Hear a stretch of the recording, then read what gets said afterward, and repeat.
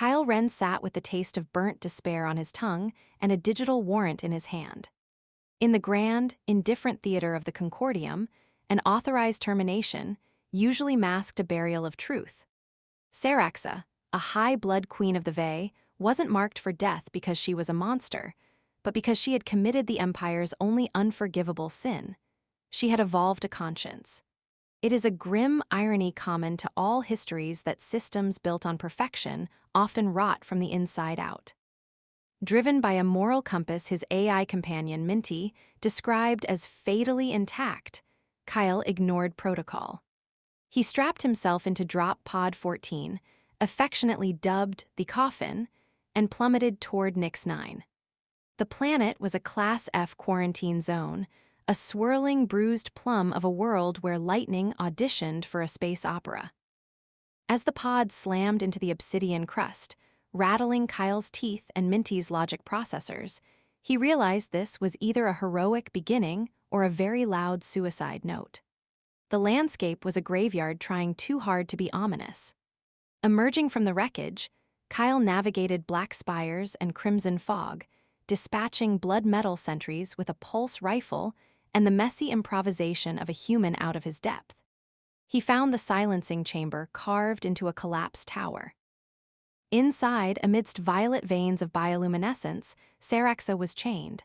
She was terrifyingly beautiful, with ears tapering like starlight blades and eyes the deep blue of collapsing stars. "You're not one of mine," she observed, her voice carrying the weight of lifetimes. "I'm the idiot who dropped in from orbit," Kyle countered, working the light, refracting shackles. She watched him with the curiosity one reserves for a suicidal insect. "You're human." "Last I checked." He shattered the bindings, the explosion throwing him flat. As Sarax arose, trembling but regal, the dynamic shifted. They weren't just a soldier and a prisoner, they were anomalies in a rigid universe. Escaping through the bone gate, they faced the nightmarish machine flesh centurions. It took a chaotic blend of Kyle's grenades and Sarax's raw, uncontrolled energy to survive. Amidst the ozone and gore, a partnership formed. As is often the case in desperate times, survival makes for quick, if awkward, intimacies. Their path led past a watcher, a faceless, obsidian horror, and into a laboratory of failed ambitions. Rows of pods held hollow clones of Saraxa, discarded attempts to replicate the royal line without the defect of free will. It was a stark reminder that authority fears nothing more than individuality.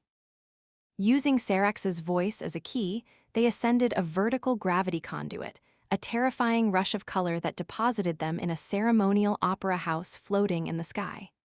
Here, a sentinel orb scanned them.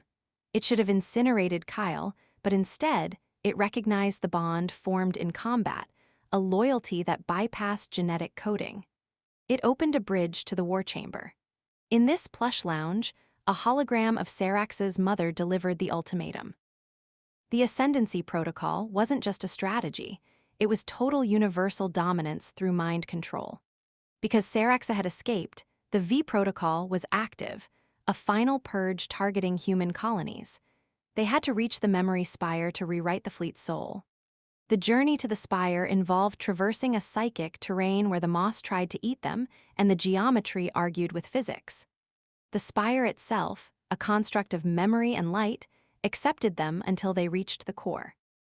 There, the system rejected Saraxa. Her evolution had altered her code too much. "They changed the lock," she whispered, despairing. "But you bonded with me," Kyle realized. "I'm the new variable." He stepped into the golden filaments. The system pulled him into a vision, a white void where a future version of himself grinned, offering a chance to punch destiny in the face.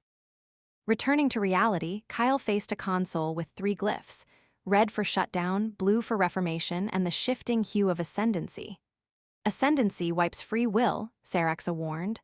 "Total submission." "I've seen that movie," Kyle muttered. "It ends badly." He chose blue, the peace enforcement directive. The spire sang a new song, rewriting the fleet's purpose from genocide to guardianship, an interstellar homeowners association with battleships. 3 months later, the universe had exhaled. On a balcony overlooking a healing Vey Prime, Kyle sipped a drink watching relief frigates bloom like flowers in the upper atmosphere. He was no longer just a soldier.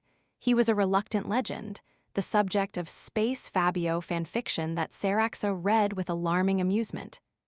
"You realize," she said, her fangs hidden beneath a diplomatic smile, "that piece is a daily sprint, not a finish line." "I know," Kyle replied, looking at her, not as a queen, but as a partner in the messy business of redemption. "Speaking of sprints, karaoke?" Saraxa groaned, a sound more human than alien. "I pick the first song." They stood together as the stars bled into the dawn, two stubborn anomalies who had taught a cold universe that the most powerful weapon wasn't a death fleet, but the simple, chaotic courage to choose something better.